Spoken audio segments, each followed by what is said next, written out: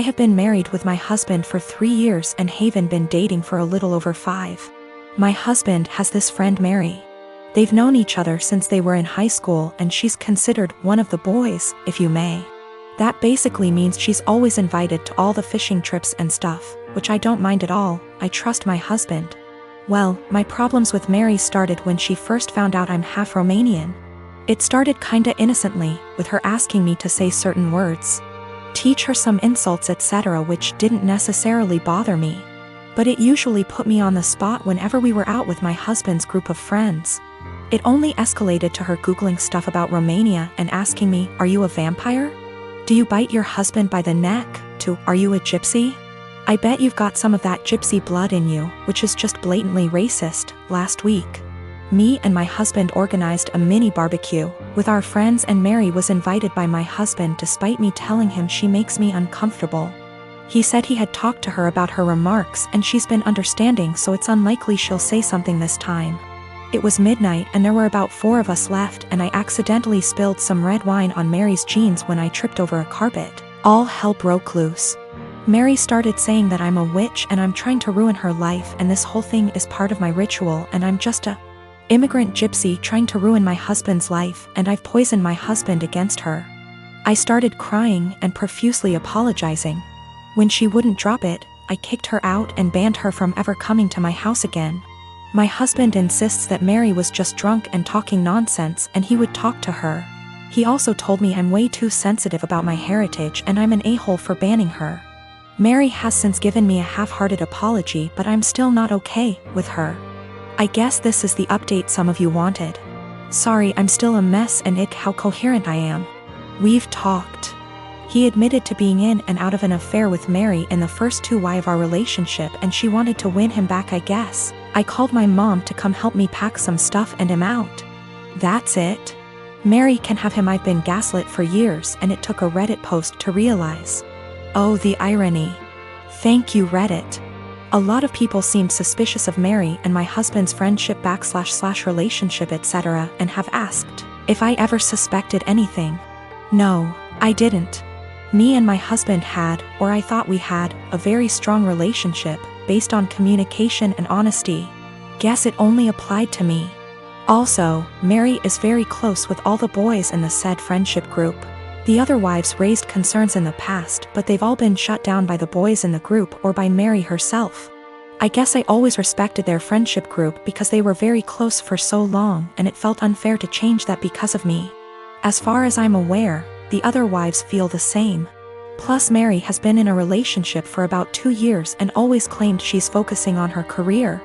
She's too busy etc., so none of us ever saw her as a potential threat. But now it just makes me think there could be more to this story. But I'm tired. As of right now, I am just exhausted. My Romanian witch blood won't let me live until I find out the whole truth, but I need time. I'm a 19-year-old F with 6 older siblings. My parents spent most of my childhood spending money they didn't have on my siblings, so by the time I hit my teenage years, I realized I was probably going to have to fend for myself financially when I turn 18. I started babysitting and doing odd jobs around my neighborhood when I was 14, and eventually got part-time jobs during the school year. By the time I was 16, I was working 3 jobs in the summer and 2 in addition to school. When my parents told me they couldn't pay for college, I'd already earned enough, along with scholarships, to be able to put myself through college and have plenty left over.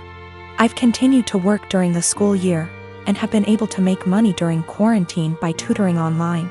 The issue began a few months ago, when my eldest sister got married. My parents spent 30 grand on her wedding, taking out a second mortgage to do so. To make matters worse, my dad was furloughed 6 days after the wedding.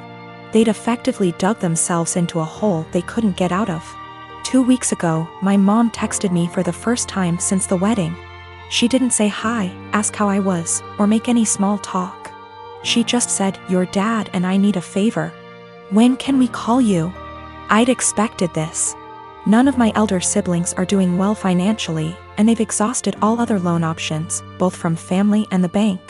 I figured they would text me, ask me to loan them a few thousand, and promise to pay it back when they could figure things out.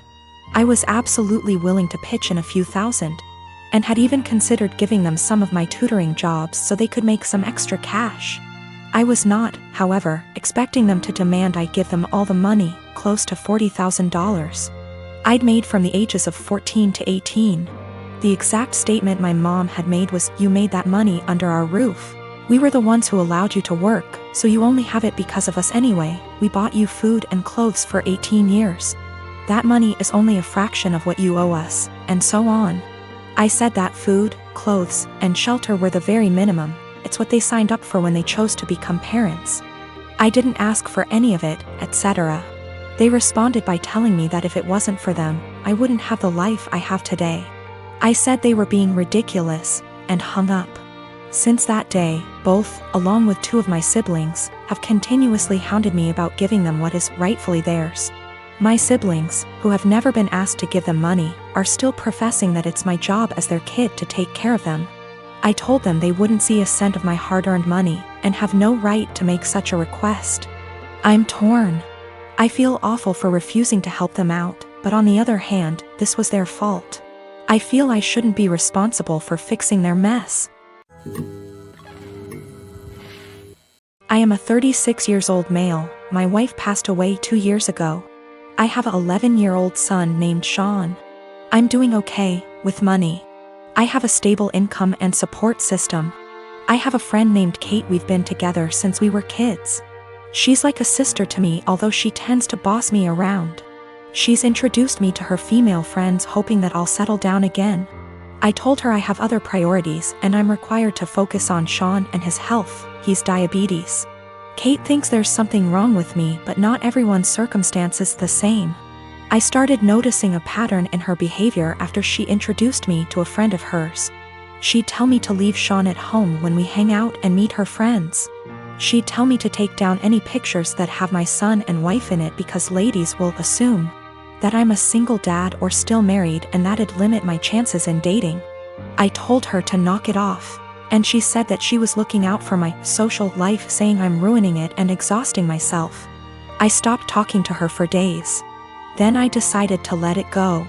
She's been insisting on bringing her friend to visit me with other friends. I agreed to have them as guests. Kate suggested I take Sean to stay with a relative since it'll be adult dinner, but I refused. He was comfortable in his home and didn't want to go. Kate was at my place before her friends arrived. I checked on Sean and told him to tell me if he needed anything before he went to sleep.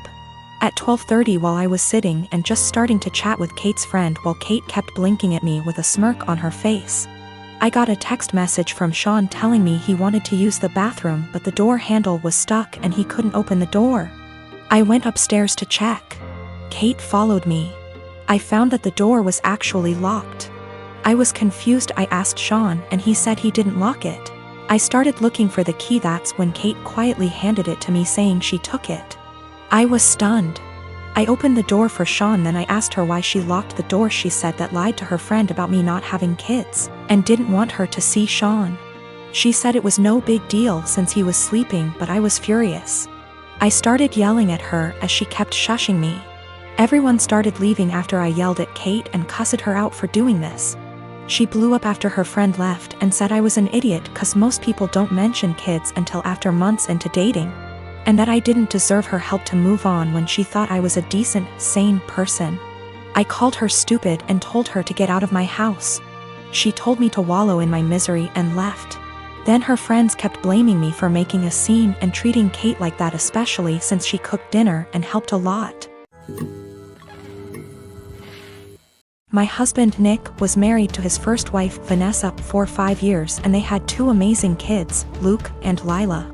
Sadly, Vanessa died in an accident 11 years ago when the kids were very young. I started dating Nick 8 years ago, and we started off very slowly for obvious reasons. Nick has always been a little more distant than anyone I'd ever been with. But he and the kids lost Vanessa so young that I understood it. After 3 years of dating, Nick asked me to marry him and I moved in. I've always had a really great relationship with Luke and Lila, and they were happy for me to marry their dad. I had wanted an actual wedding, nothing big. But Nick really didn't want one, so we got married at the courthouse with just Luke and Lila present. We had a really fast engagement, but it worked for all of us. I have loved being Luke and Lila's stepmom and officially adopted them after I found out I was pregnant with our son, Casey. The kids have been so great with Casey and help out so much. Nick was wonderful during the pregnancy and had always been a really loving dad and husband. But Nick has been pulling away a lot the last few months. He's been even more distant than usual and working late nights and going away with friends almost every weekend. I've tried talking to him, but he's been impatient with both me and the kids. I found out I was pregnant in June and am now 21 weeks pregnant with a girl. The kids are excited to have a little sister, but Nick just seems so indifferent to everything and everyone. He's been missing soccer games, Lila's birthday, doctor's appointments, etc. Casey is too young to notice, but Luke and Lila are so hurt by their dad's absence. These kids are so good and they lost their mom so young, and I'm infuriated that Nick is ignoring the kids like this. Last week, I finally sat Nick down and told him that he needs to stop disappearing and be more present in our lives. We're going to have another child soon, and before we know it, Luke and Lila will be grown up and going to college. After an hour of arguing, he screamed at me that he wished Vanessa was still alive and that I had switched places with her and died instead. He also threw in some awful comments that I need to stop pretending I'm Luke and Lila's real mom and that I'm only half the mom Vanessa was. The final straw was him saying that he never even wanted any kids with me, but did it so I'd keep busy and leave him alone. I'm so beyond hurt right now. I know I'm just his second choice. But I've always tried to honor Vanessa and tell Luke and Lila how lucky they were to have her as their mom. I love all of our kids more than anything, and I'm just so heartbroken. Nick barely pays attention to Casey now and doesn't even acknowledge the pregnancy. He somewhat apologized this weekend and took all 3 kids to lunch, but he won't even look me in the eye. He seems like he wants to talk, but he doesn't say anything, and I'm too upset to even be near him. I'm not sure where to go from here. Honestly, I can't even be around Nick right now, and if there weren't any kids involved, I'd leave and never look back. I'm not sure if he's cheating or the thought of a 4th child is stressing him out.